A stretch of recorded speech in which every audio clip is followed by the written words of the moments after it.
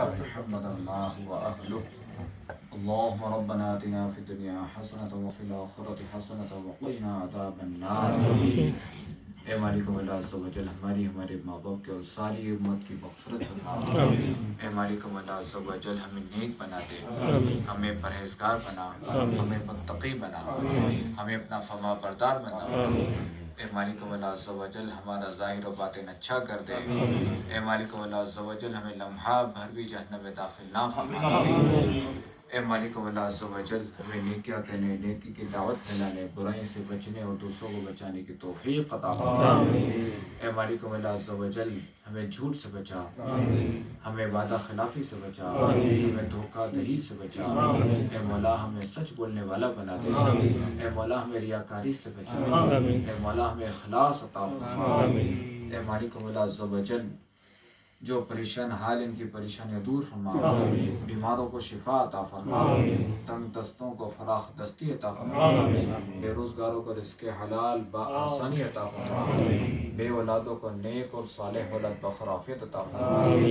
جو نافرمان اولاد کی وجہ سے بیزار ہیں ان کی اولاد کو تابع فرمان بنا. اے مالک مولا عز و جل اس گھر پہ اپنا خاص فضل و کرم فرما. اس گھر کے مکینوں کو دین و دنیا کی بھلائیاں عطا فرما.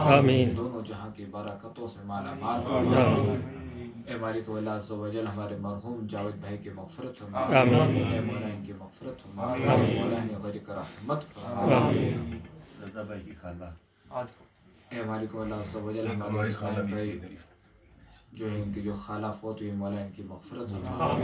اے مولا ان کے لیے اگلی منزل آسان فرما. ان کی قبر تا حد نظر وسیع فرما. ان کا کفن جنتی کفن سے بتا. ان اللہ وملائکتہ یصلون علی النبی یا ایھا الذین آمنوا صلوا علیہ وسلموا تسلیما. صلی اللہ علیہ وسلم. صلاۃ و سلام علیک یا سیدی یا سیدی یا سیدی یا مکی یا مدنی یا عربی یا قرشی یا ہاشمی یا مطلبی یا رسول اللہ.